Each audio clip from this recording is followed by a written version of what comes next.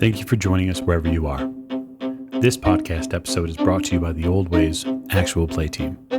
This actual play uses the 7th edition Call of Cthulhu tabletop role-playing game rules by Chaosium. This actual play is performed by adults and in an adult setting.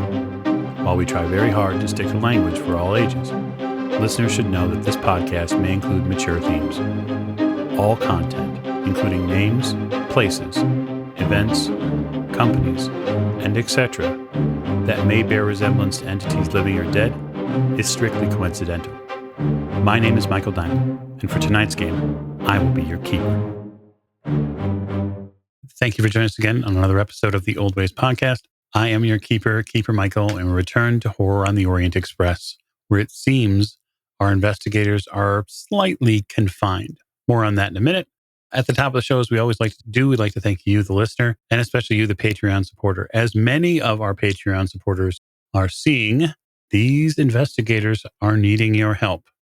And by the time of this recording, the last refreshes, the last hands of fate will have been cast for our investigators here, which means we have passed the point of no return. A pleasant one, if anything. Check us out on YouTube at the Old Ways Podcast and all of our other media entities. We are all over your internet tubes. And so I'm going to start in our same missing Fraser formation as we did last week with the investigator to my right. Hi, this is Rena. I play Lady Elizabeth Fitzroy, and I miss my books. Well, it's perhaps it's uncomfortable to say, but they might miss you too. To Lady Elizabeth's right. Hi, this is Giles, and I'm playing Simon Griffith, and I finally have the answer to, have you ever been in a Turkish prison? That's true. You can finally check that box. All of you can. And to Giles' right. Hi, this is Miranda, and I play Maggie Bellinger, and I still don't trust Paul necessarily. I swear he's out for your best interest, or perhaps the odd conjugal visit. And last but most certainly not least. I'm Martin, and I'm playing Richard Courtney, and hopefully Richard will be out of this place sooner rather than later. He's quickly working his way out, which is possibly going to be beneficial for him in the near future. So we're going to raise the curtain tonight back in our cell block, where many of our investigators have been confined to after the terrifying train ride that saw them arrive, sans maybe a couple of cars. The next morning is a little bit of a strange one. There does seem to be a fair amount of movement outside the cells. All of you hear this. There's definitely some disturbances. You don't hear any weapon fire. You don't hear anything that sounds like people are being hurt, but guards sound like they're running around, that they're a lot of heightened voices. This probably happens about an hour or so after breakfast. It's at this point that you catch a little bit of French. Those of you who speak French, you hear someone say something to the effect of, they're coming for inspection. Look sharp. The rest of the morning, everything grinds to a halt. Cell doors are opened. People in uniform come in and look in the cells, each one of your cells. And so for that reason, Professor, we're going to pay very close attention to some of the things that you've been doing in your cell. We're going to try to see if perhaps they've noticed that you've been messing with the bed and the bars. So far, you passed inspection. They even tug on the bed a little bit, but you managed to get free from that. For your part, Simon, while they're inspecting your cell, you're still you're doing your best to recover still. So you might not move a ton, but they do inspect your cell to make sure that everything seems to be in working order. There are two different types of uniforms here. That is something that you would recognize. One is the more common jailer uniform that is being used by some of the military, and the other one is a completely different style and cut of uniform. Lunch rolls along. So you actually get served lunch, which is a little strange. This is the first day you've ever been served lunch. Normally it's just breakfast and dinner. And I can't say that either option is terribly appetizing. But lunch seems to be like actual chicken, actual meat. It seems very strange. It's a little off-putting. I guess let me know if any of you decide to not eat your meals. Simon has a 10% in French, so is it enough to assume with the different uniforms and his seeing the food that he's assuming they're just putting on a show? Yeah, I don't think that you need much more than that, really. Like, you would get a fairly easy translation of the word inspection in French. You would realize that something more formal is happening. And as soon as someone else shows up in a different uniform, but that person stays outside the cell to watch what's going on, you have a pretty clear idea about what's happening here. This is a parade, and you're the person on display.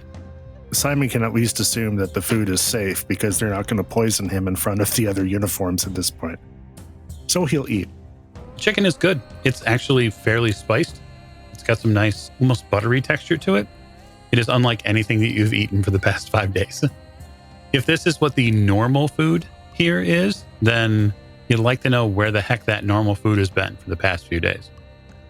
After all the hubbub of the inspection, the cells do quiet down a fair amount.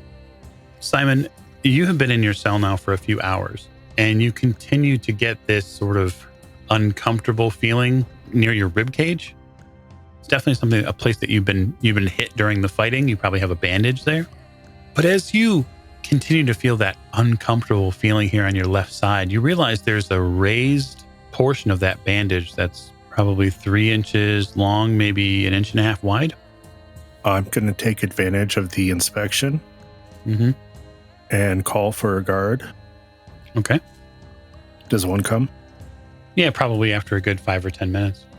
And I'm going to point at the obviously raised area and say, "Doctor, please." Nods. And probably a little while later, you get a familiar face that joins you in your cell. And that's Paul. Howdy, Paul. Simon, he looks around, a little weary and a little concerned. They leave the door open, and there's a guard standing there with what looks like another one right behind him, just sort of looming. I don't think it's a broken rib because it's raised like this, so which one of them ruptured my spleen?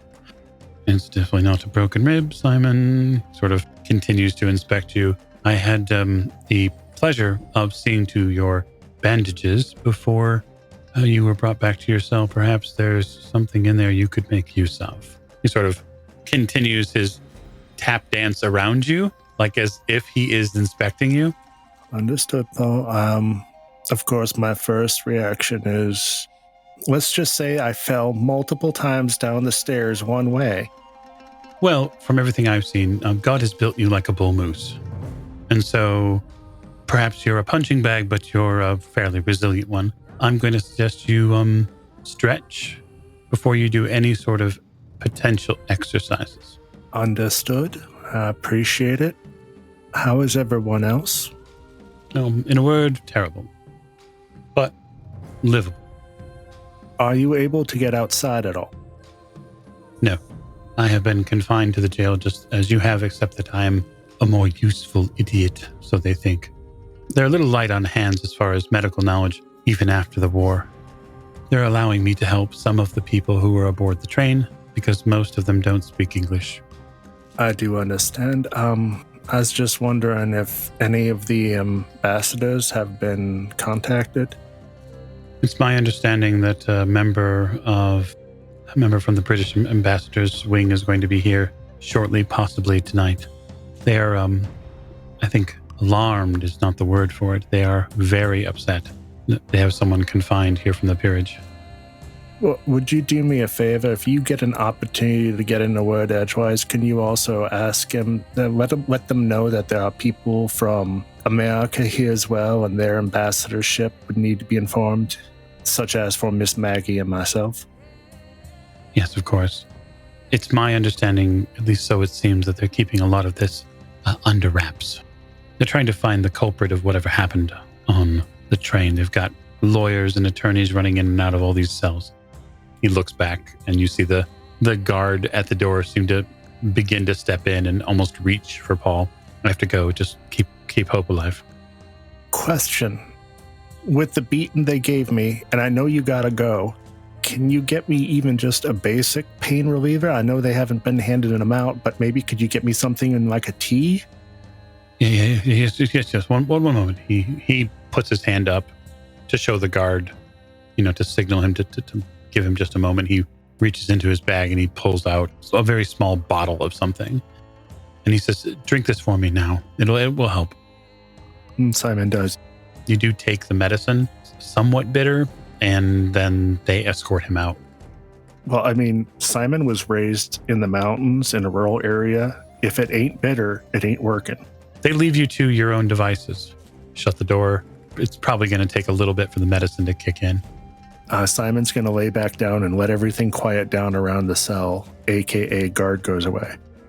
Mm-hmm. It certainly does so. And after about an hour, he will poke at the thing again to see if there's any openings or can he get under the bandages, etc. Yeah, you can get under the bandages. You've been bandaged more before, so you know what it feels like. Underneath the bandage, there is a reasonably sturdy piece of metal. It's probably, like I said, about 3 inches long, and it's about 1.5 inches or so wide. There is a side of it, the wide side of it, that is got a distinctive file grain on it. All right. Well, that's going to wait for nightfall, I'm assuming. I mean, that's up to you, but if you'd like to, go ahead. Well, I mean, obviously, this is still inspection time, so we want the inspection to end. It does so. Professor, after the inspection ends, I assume you're going to reprise your attempt at escape. Very much so. Okay, I won't make you roll, but I know that that's what you're working on. I will say if you'd like to speed up the process, you can by making another intelligence roll. And can I do the double for the... Yes, it's not an idea roll, so I'm guessing I can, yeah. You can make your advantage roll, use your pulp talent. Sounds good. So... Ooh, that's a hard success. Perfect. 12 and a 42. Okay. You feel confident that if you pulled hard enough after a few hours work, you could probably pull one of these bars out tonight. The trick, of course, is that you'll need to be able to pull both bars out before you can attempt to extricate yourself out the window. He will, of course, wait until he's confident that he can pull both out, because that would be silly otherwise. Mm-hmm. After nightfall, Miss Bellinger, there's a small bit of scratching you hear near your window. I would get closer to investigate where the source of the scratching is. Who is this? Scratching at my window. It seems like something is being scraped along just the outside. It looks like it's a long wooden branch. It's hard to tell because there's no real light in your cell, and any additional light that would come from an external source. And since that window you have is basically ground level outside, you're not afforded a ton of light. Hello. Is anyone out there? Hello? You hear a very soft voice reply back. Is that you, Miss Bellinger? It's hard to recognize the voice. You don't immediately recognize it. Yes, it is. Who is this? Where's Simon's cell? Oh, let me think. Would I be able to determine where Simon's cell is based on, I don't know, the echoes of screams at one point, or? You think he's probably further in. You know that he's not immediately next door to you, but you did hear his screams pretty close when they beat him. But further in, so maybe he doesn't have like a balcony room, or? Yes, maybe. Maybe. I'm not sure. He's not on either side of me. I heard him screaming. He's further in the prison, it would seem. Understood. You stay put. I'm going to get you out of here. Who is this? Who are you? You don't hear the voice. You hear what sounds like soft footsteps walking away. I don't know if I should hope it's his wife or hope it's not his wife. It was a male voice, but not a feminine voice. Oh, okay. It was also an American voice. Simon, at your window, as you're judging the file and maybe even beginning after evening, beginning to, potentially judge how fast you could get through one of these, a really small pebble comes through your room and sort of plinks off the window and then directly off your forehead and scatters to the floor. Simon looks out the window through the bars. You see a shadowy figure kneel down by the window. Again, there's not a ton of light here, so it's difficult to make out who or what that is. The voice, however, is distinct and immediately recognizable. You hear Major Pierce's voice say, "It's time to get you out of there, soldier." I appreciate it, Major Dr. Pierce, but I do have to talk to you about some stuff later. I hope you got my telegram. I did. That's why I'm here. We have to talk. I would appreciate that. And yes, I would very much like to get out of here. I have a few people that I would also like to go ahead and put back in here. I just seen that Miss Bellinger is here. She's a couple of cells down. I understand that the rest of your party is likely inside, yes? Yes, Jim is not doing well. The professor and Lady E are here, right? We're all here. We're not fine. How are you? I'm not fine either, but I'm taking steps tonight to make sure that we can end this. My advice to you is to hunker down, and we'll be opening you up real soon. I appreciate that. And can I just say one thing? This European trip has not been a vacation. Thank you very much. I can imagine so. Here. You hear something metal hit the stone. It's a bit of a clatter. Take this. I reach for it. You reach up and you feel the smooth wood handle of a pistol and a revolver. If they come in, you know what to do. Absolutely. And Simon is going to secrete it in the mattress. A fine place to put it, right in the mattress. As the minutes pass, I'm going to have you make a listen roll.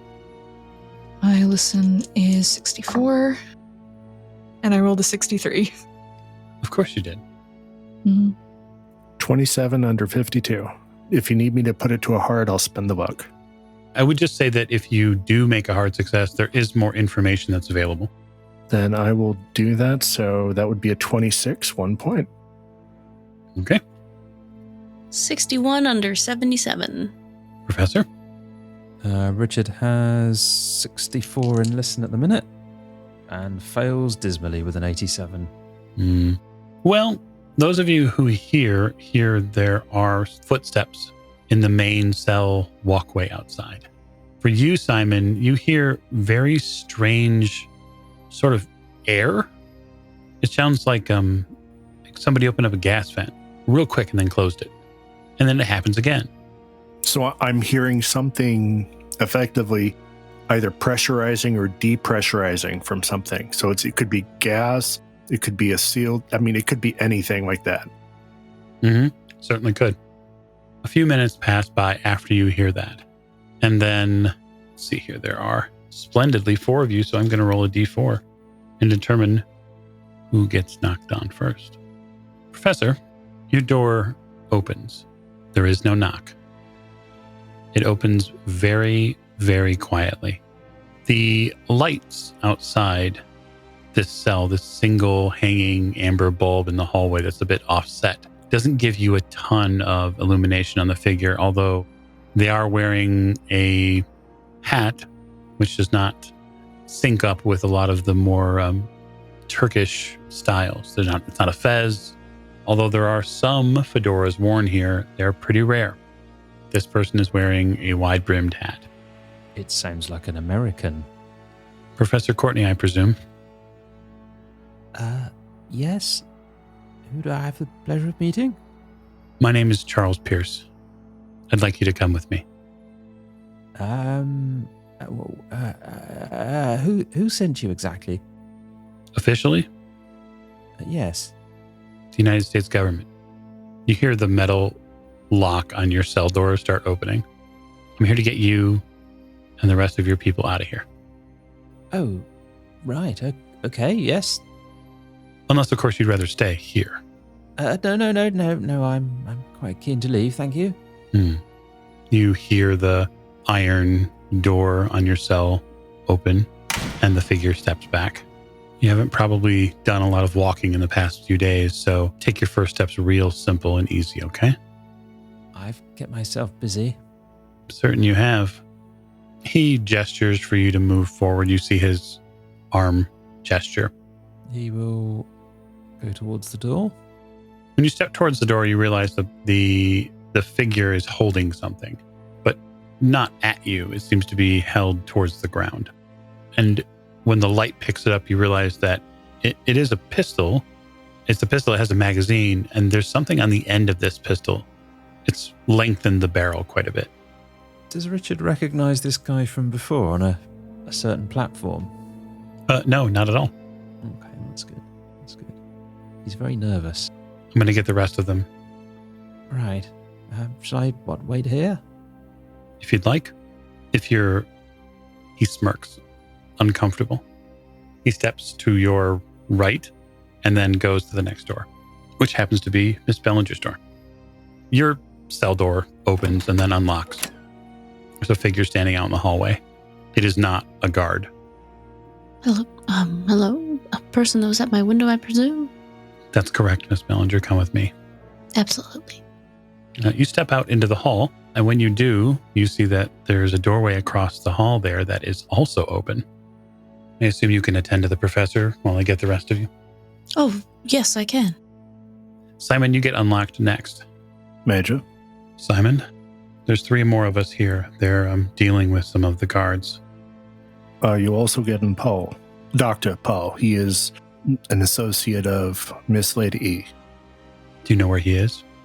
He's been given free run of the prison, apparently, as he told me, though he can't be released because they are lacking in medical professionals. He nods. I'll have us look for him. Paul, you said his name is? Mm-hmm. He is a British citizen who we acquired in France.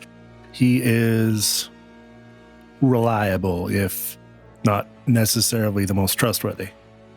Untrustworthy, but reliable. It sounds like right up our line of work. He hands you a piece of paper. Simon looks at it, trying to digest it quickly. It's a crude drawing. There's a box and then an arrow that sort of continues to move. It looks like a small map, basically. There's an arrow on it that goes to what looks like a nearby space. Is this where our equipment is? This is where we're heading. Be aware we do need to reacquire all our equipment because Miss Maggie's special, how would you call it, accoutrements, ornaments, acquisitions from the trip.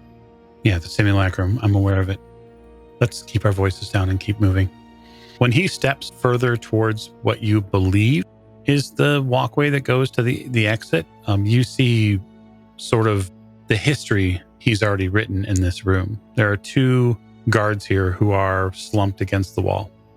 And he goes to a nearby cell door and unlocks your cell, Lady Elizabeth. Good evening. Almost. I understand you're being kept here against the wishes of His Majesty the King. I rather believe so. Have we met? Not yet, but I don't know that matters at the moment. My name is Pierce. I'm here to get you out. Wonderful. I shan't complain. He opens the iron slatted door, which allows you to get into the main hallway. This is where you see the rest of your compatriots. I understand that you are missing someone. Mr. Fraser? My people are getting him from the medical wing now. They're going to make for our temporary housing here. Mr. Griffith has a map on how to get there. I will reacquire your things as quickly as I can. We don't have a lot of time. I suggest you and your party get moving. Simon? Miss Lady E, I think we're all ready to go. You have the map. Pierce walks off into the darkness. He leaves behind basically a cloud of something that has a very strange smell to most of the people here in this room. Simon, you would recognize the smell as gunpowder. We have to move fast. As you can see, this is professional. And I'm assuming that Simon did see the pistol, correct? Oh, yeah. So they're using silencers. Is that correct? It does seem that those silencers were probably in use, yeah. Lady E, we need to go.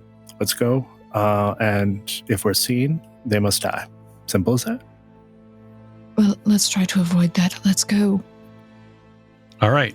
Investigators, give me a stealth roll. And I will just say, before you report, the thing to remember about stealth rolls is you are only as stealthy as the worst amongst you. I've only got 36, and I rolled a 47. So, Simon? 27 under 71, so that's a hard. Miss Bellinger? 65 over 50. Okay. And Professor? Poor old Richard's just got base stealth, so that's 20. 88. So for you, Miss Bellinger, I'm going to play a Hand of Fate and make that a success. Easily done. For you, Lady Elizabeth, the failure comes mostly from the fact that you have been stripped of one thing that you use all the time, and that is your cane. And so you are having to navigate irregular floors and hallways to make it out of this jail without the aid of, that very important physical piece. This is when you mostly accidentally reach for something to stabilize you, which happens to be the professor, and the two of you sort of careen into a wall. And as you careen into that wall, you knock something off the wall, which is a bit of kit from one of these guards, and it makes a terrible clattering sound. Oh my word. Do you think anybody heard that or? We should move quickly. Yes, quite. Okay, you begin to move quickly. As you move quickly out of this space, you hear a call from deeper within the jail as voices begin to get very loud. On your way out, however, none of these voices are attached to people who can, for the most part, impede your immediate progress. What you do find is 2 or 3 bodies along the way. And these are people who have been shaken loose the mortal coil, including the guard, like at the main gate. But there is an alarm now being raised. And so what I'm going to have you do is I'm going to have you all roll Constitution for me as you attempt to escape prison. My con is 59, and I rolled a 45. Okay, success. That's good. This is a very important question. I was drained of con by the vampire last episode. Did any of that con get restored since it's been 6 days now? So we'll say that 7 points of Constitution has been regained by your body. I rolled a 6. Ooh, fantabulous. So that should be an extreme success for Simon. Let's see, he was at 19 plus the 6 you gave me. That is at least a heart. Still, hard successes are good in this regard. Miss Bellinger. With my disadvantage, I rolled a 95. Good to know. That's a failure for Miss Maggie. And Professor. So Richard has a constitution of 60, which isn't terrible. Mm-hmm. But a roll of 71 is. Yes. Wonderful. Now I will make a roll for them. So far it seems that the party's going to split pretty quickly here. So you are starting out at point 1, we'll just call. That is the gates. And you are trying to hustle through the streets of a city that you are not familiar with. Although you are familiar with where you are. And that is that the party is currently in Adirna. That would be Andronople, for those of you who are remembering its Greek name. You are hustling through the streets of Adirna and trying to get away from Turkish jail guards. As we all know, the investigators don't have any of their equipment, so they have no items to protect themselves with. They have no general weapons save Simon's pistol. And so now, because I know she has the highest dex here, we'll let Miss Bellinger go first. You're fleeing jail. Oh, okay. So I just have to run then. Yeah, you do. So there is an obstacle that is directly in your way, which is the gate itself, which poses an obstacle. So you have to overcome that obstacle with a dex check. Oh, yeah. Okay. This is an easy up and over situation. It is, but of course you're at disadvantage. Yeah. Well, it doesn't matter because it's a 71 either way, which is actually under my dex of 85. So it all works out. Okay. So you get over the obstacle, which is fantastic news. So there's a gate at the end of the courtyard here after you get out the front door. A bit of explanation on that. There are walls outside the jail. They're roughly about 3 meters high. There are wrought iron pieces on top of them. And then there is a gate that is mostly made of wood. And there is what is in effect a guard house nearby that has a slumped guard sort of slumping out the window. And you manage to get up and over that gate with a successful dexterity roll. Simon, I'm fairly certain that your dex is higher. It's 80, yes? Correct. All right. So what are you doing? I will let you know that directly behind you, there are 2 guards who are working to close their way in on the group. I did pass my stealth roll, but does that allow me to be in the shadows as compared to the others? Oh, yeah, absolutely. Simon's going to hold a position and hurry the others along as best as he can with whispers. So Lady Elizabeth on 64. Getting out as quickly as possible, so whatever obstacle's in the way. Well, there's a gate. I can't wait to see this. Dex, right? Oh, yeah, you bet. Mm-hmm. A 47. Okay. As you begin to climb up, the top of the gate gets a little rickety, and you stumble back as the hand of fate pushes you back down onto the ground. Of course. So you get to the obstacle, but not over it. Simon, you see that take place. At this point, before the professor goes on 50, 2 guards enter the square. They don't see you, Simon, but they are chasing the professor and the rest of the group. You sort of stepped a bit into the shadows, and so you have an opportunity here to affect them before they take their actions. That's totally up to you. Do they have weapons pulled, or are they just trying to catch them? It looks like they're just trying to catch them, but they do have weapons on them. Fair, but I mean, they would need to actually pull them to be more of a danger. At this point, they're just trying to apprehend, so I don't see anything immediately fatal or lethal happening. I mean, that's a matter of perspective, but you go right ahead. Okay, so Simon is going to go ahead and hold his action, waiting for the 2 of them to get to the gate. That is being the professor and Lady E. And if necessary, he will step in to provide the necessary obstruction for them to be able to escape. No, the first thing they're going to do is they are going to, on their action, accost the professor, and they're going to attempt to tackle him. So you may, if you'd like, Professor, attempt to dodge or fight back, your choice. You will be doing so at disadvantage as they have you at numbers. He's going to have to fight back because his dodge is terrible. Ooh. Oh, no. Oh, no. Oh, no? So I kind of got excited. No, that's... You know when you see the 00 dice and you think, that's really cool, and then you look at the other one and it's also a 0? Yeah, I do know that. So what is your fight back? What is your brawl? 44. It's 100% a fumble then. So this gentleman here, one of them rolled terribly so. The other one did not. So for that little fumble though, when you go to fight back and turn to swing on one of them to keep them away from you, you do so and you connect with this one who didn't do so well on his roll. But when you connect with him, you feel bones in your fists snap. There is a sickening pop from your hand as pain lances its way through your wrist to your elbow, all the way up to your shoulder. You take 2 points of damage. Ow. The other one, who has clearly gotten a successful roll against you, tackles you onto the stonework here. He isn't seeking to try to do any damage to you yet. He's trying to confine you to the space. You hear him yell, "Get her," to his compatriot. Simon, you can either take your action now or you can wait until after the professor takes his. Okay, so the one has tackled the professor, correct? Mm-hmm. And the other one, who the professor broke his hand on, has been told to go to Lady E, and he's beginning to. Yeah.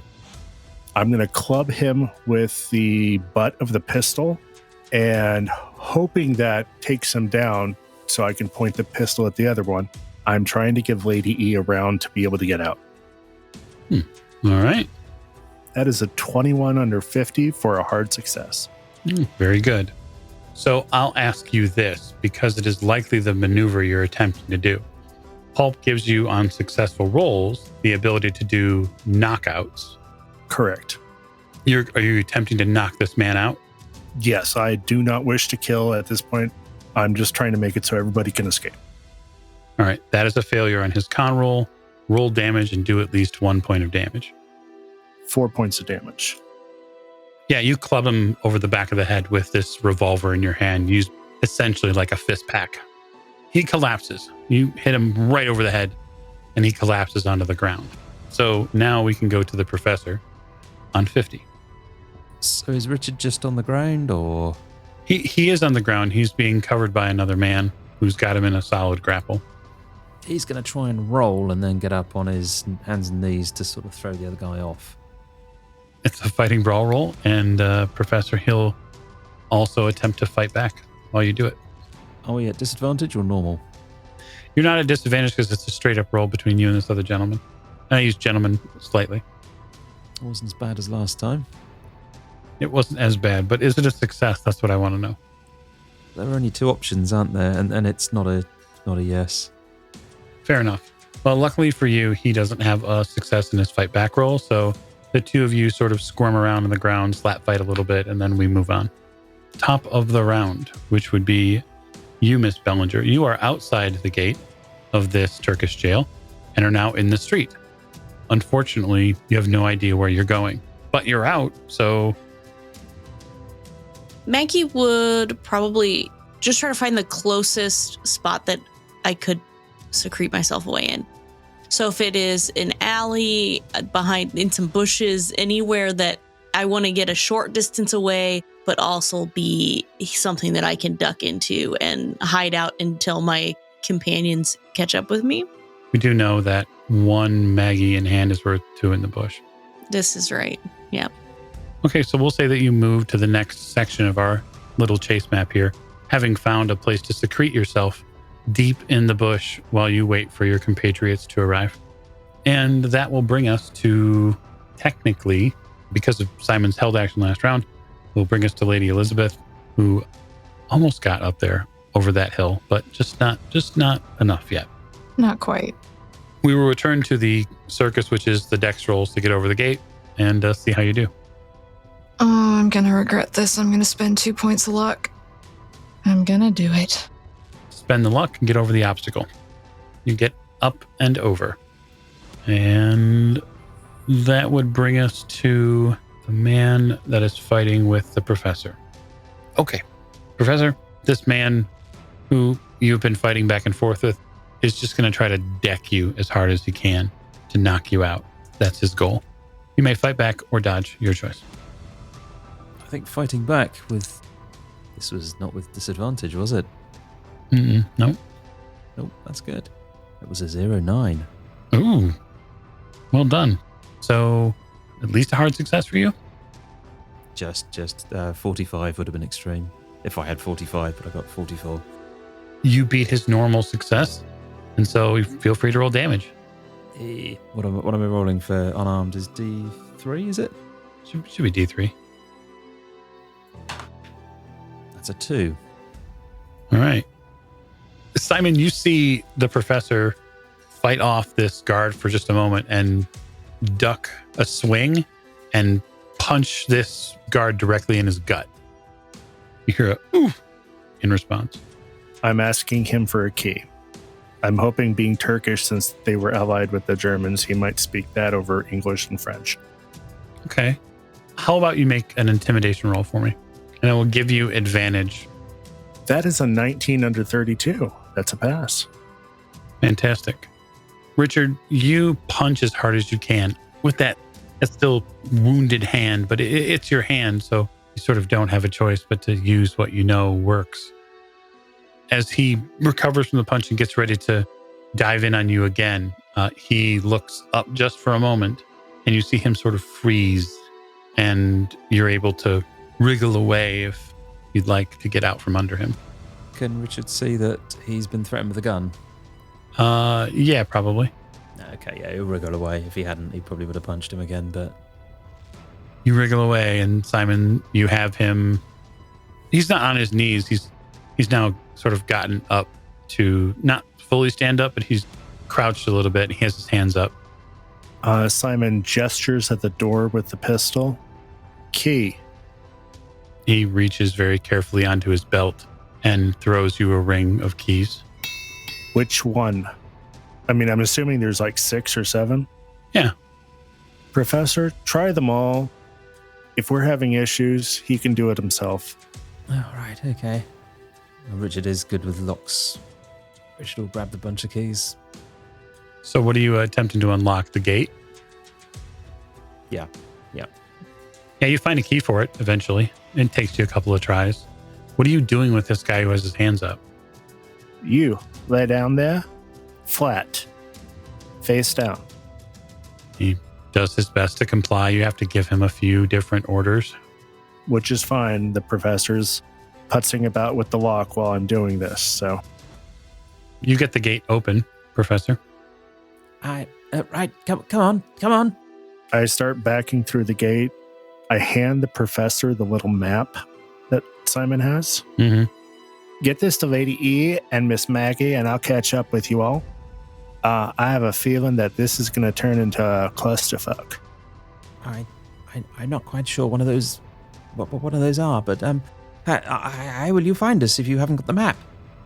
Trust me, Professor, it's you. I'll find you. Right. Okay. Yes, okay. And he'll beaver off to Lady E and Maggie. Okay.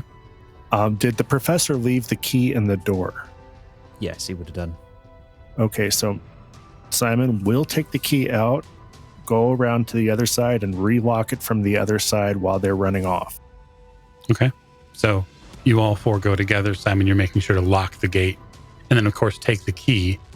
Right, and then I'm letting the other 3 of them get ahead because I can trail, because I do have some experience with trailing, for spying purposes. But at this point right now, I'm trying to provide cover for them. Worst comes to worst, I can go in a different direction and the guards could follow me. Placing that barrier back in place and relocking it, the 4 of you are able to get out into the night and follow this map. Some of you further ahead than others. Richard, with your hand that is aching now, the 4 of you very carefully get to a small home which sits not but maybe 6 to 8 blocks away. There is some covertness even in the style of home that it is. For those of you who might understand the architecture, this is more of a garden level building. You should go halfway underground into the coolness of looks like a family room. There's not much here. It's fairly Spartan, but it is bereft of any other human presences. There is a larder and there is a working bathroom as well. Is there any tea? Quite. Good. I probably need to use the bathroom because Paul gave me some pills. Yeah, so those pills that Paul gave you, they don't really force you to go so much as they prevent that sort of thing from happening. Oh, then that's great. Then I feel great still. I mean, great is relative, but yes. It is. I'm going to clean up a bit. Don't like being dirty. So there are a few other things in this house. There are clothes, so fresh clothes, which most of you have not seen in almost a week now. And there are more than enough, we'll just say, pantry items to restock your empty stomachs. And clearly, Professor, there are likely more than enough trousers for you to restock. Good news. Tea and trousers. Within the hour, you're joined by other guests. Pierce and 2 other people enter the home about an hour later. The 2 other people he's with are Mr. Fraser and Paul, both of them carrying Mr. Fraser. They set him in a bedroom on a bed where he can rest. Paul says that he's given Mr. Fraser a sedative in hopes that will keep him from moving about in his sleep. Paul mentions that he's had to rebandage Mr. Fraser several times because he won't stop moving in his sleep. It's as if he's fighting some demon. I'm going to sit in with him for a little bit.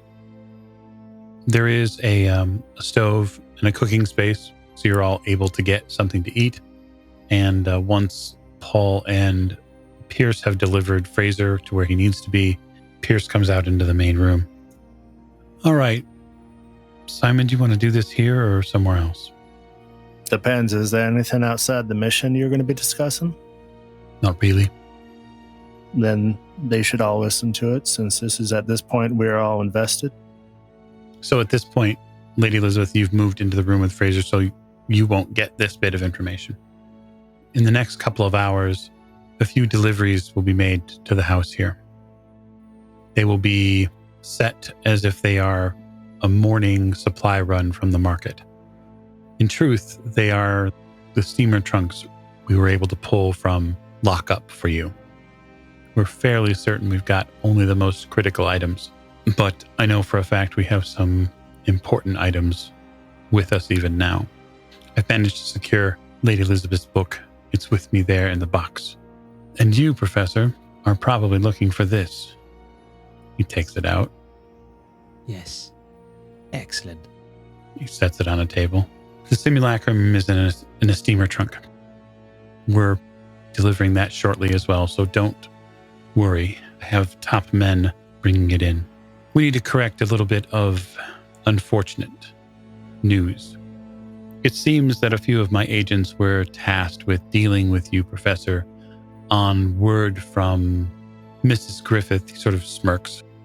Richard cringes. He's going to look at Simon and see if he can sort of see any reaction there. Simon looks at the professor somewhat apologetically. Simon literally had no clue that this was going to happen. Richard has just connected the dots here. He's just realised that this guy and Mrs. Griffiths and Simon are somehow all connected in a scary kind of way. Mrs. Griffith was, I think the best way to say it is freelancing. She was given a series of objectives to complete when she was with your group in Italy. Specifically, Professor, she was ascertaining whether or not you were mentally stable enough to continue utilizing this device. All right. Her conclusion was that you weren't. And on that conclusion, she decided on her own to order your execution. Something, frankly, above her pay grade. Right. Where is she at the moment? We're not certain. Oh. The last time I communicated with her was when she was in Cairo. This would have been a few weeks ago. I had asked her to come back to the nest, so to speak, to answer for the choices that she'd made, but she isn't willing to. My guess is that she's on the run somewhere, but we'll catch up with her at a later date. You don't think there's any danger that she might, I don't know, try and finish the job? No, I don't think she has a personal investment in your death. But why did she decide that, she was doing the right thing? She believed that you were mentally unstable.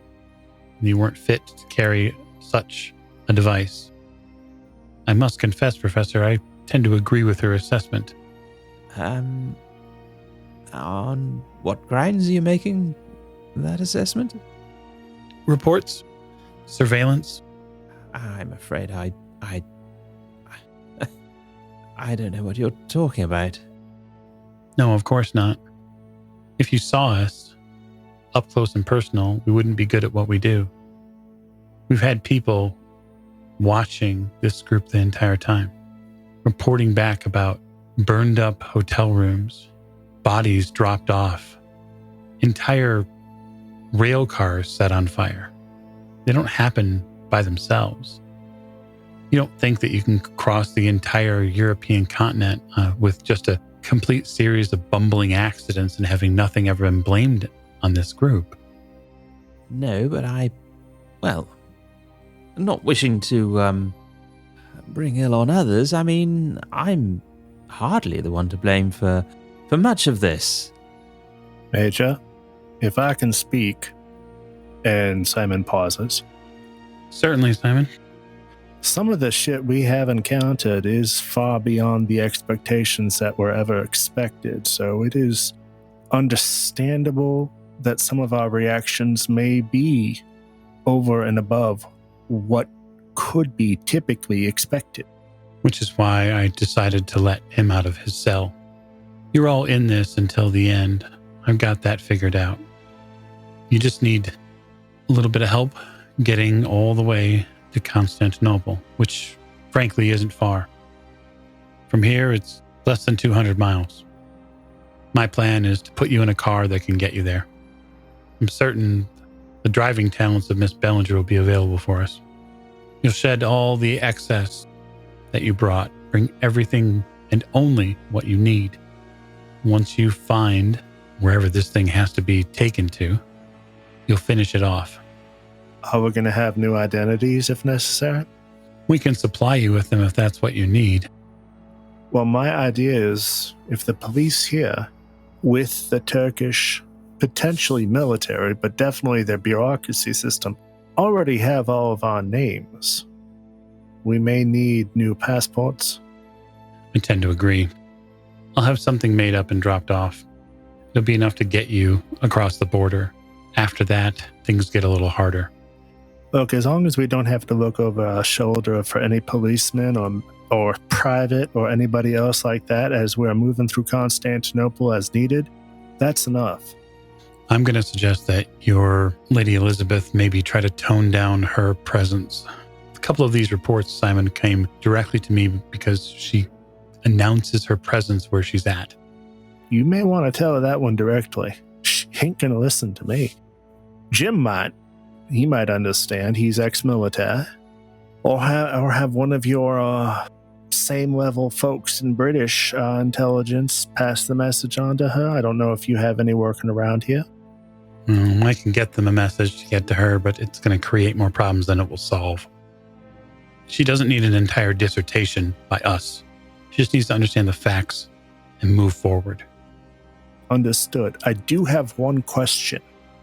One of the things that I brought up with Mrs. Griffiths before she proceeded to go ahead and go AWOL was she mentioned how she was fluent in Arabic and that she might be here at the time when we were arriving in Constantinople. Well, now that situation has been FUBAR'd, is there any way we can go ahead and have an additional person with a skill with the language available for us?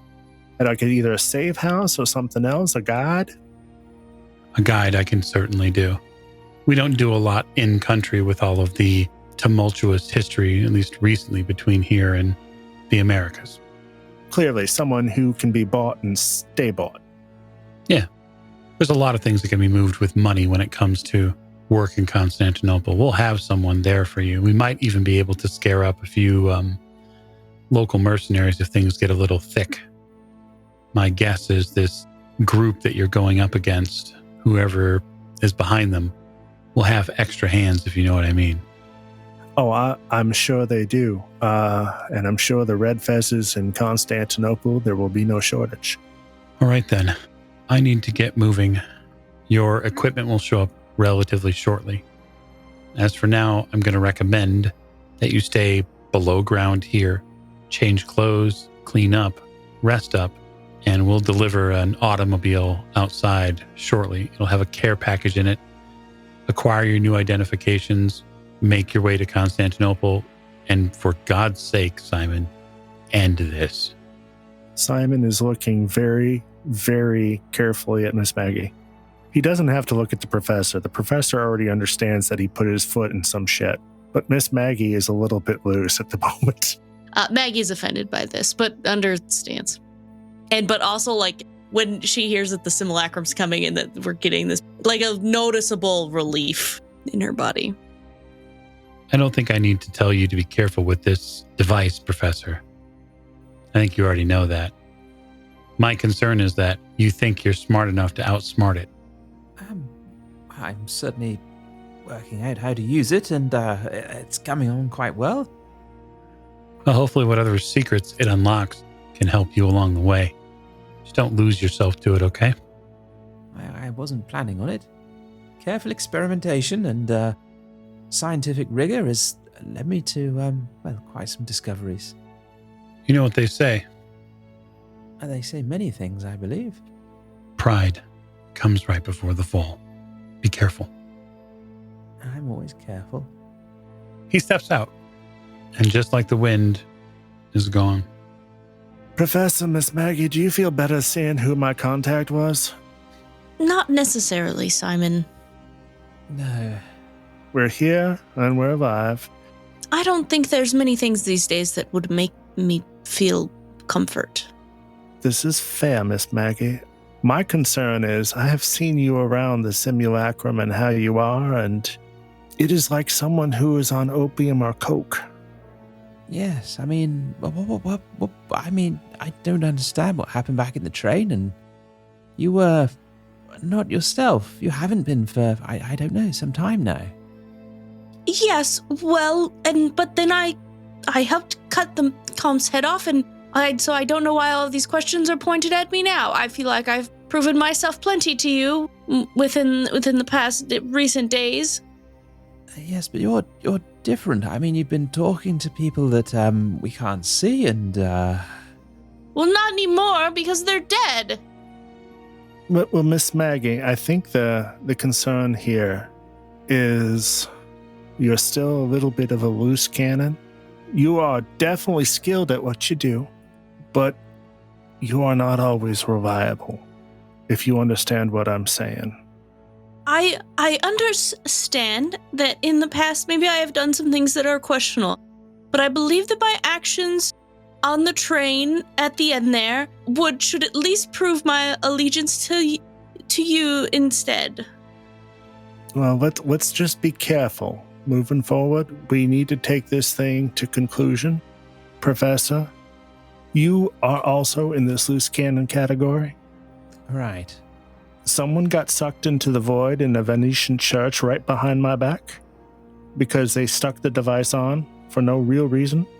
Well, experimentation is an important part of understanding. You know what the device can do at this point, somewhat, I'm learning.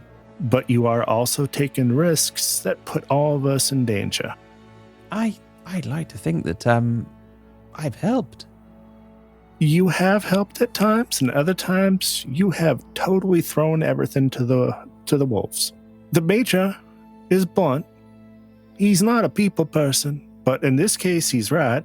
I do think you should not have been shot, but I am concerned about your willingness to whip out the device and use it as you see fit without telling the rest of us, which will sometimes put a wrench in the gears of what we're trying to proceed with.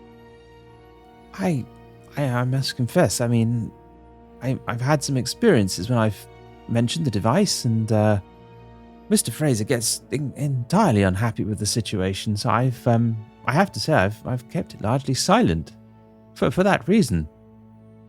And there are times I have mentioned once or twice that I would like you to use the device, understanding it could expedite things.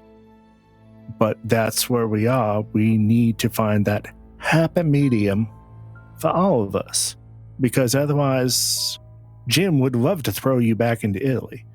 Yes. But I mean, it's important to use it sometimes when it's not a serious situation to better understand it so that we're prepared for when we do need it. A calibration, isn't that right, Richard? Deductive reasoning. Is this something you could tell us ahead of time that you are doing so we are prepared? We can't just hold a meeting every time, Simon. That would be ridiculous. Oh, we're in this life or death situation, and the only thing that we can do is use the device. Oh, hold on. I have to summon my friends and get everyone's approval. It just doesn't work that way. Life or death, I'm not arguing about. I'm talking about when he says, well, when he's not, can he at least tack a little sign to the door of his room in the hotel saying device in use, knock twice before entering? And besides, I believe recently, anytime Richard has used the device, another person, sometimes me, has been there. And so there's two people. And it's gone well every single time, right, Miss Maggie? Well, no, but we've learned things. We've found things out. I love you two as people, but you all scare the bejesus out of me at times, too. I think we can quite easily solve this. I will just to avoid the unwanted attentions of a Mr. Fraser, I will create a some sort of modified "Do Not Disturb" sign for my hotel room door, and it'll be patently obvious that I'm otherwise engaged. That would be a good start. And the other thing is, how about we not do anything crazy until we're done with this? What would happen if you put on the device tomorrow, disappeared? I don't know. Should we find out? The early morning arrives at some point while this conversation's going on. In that early morning, there is a small delivery that is made to the house. Just a sharp, quick knock on the door. Outside, there is a small, I suppose, trolley cart is the best way to say, with several large boxes on it, or at least box-shaped items which are under a cloth tarp. Simple and relatively quick inspection reveals that many of them are your trunks. And so now, I'm going to have each one of you make a luck roll for me, beginning with Lady Elizabeth.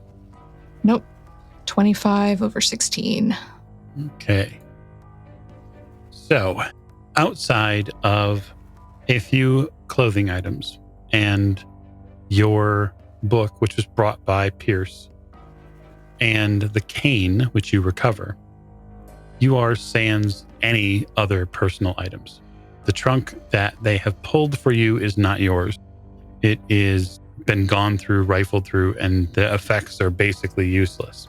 But they are able to grab, it looks like, a couple of your more personal items. And so you have basically just your bare bone essential items.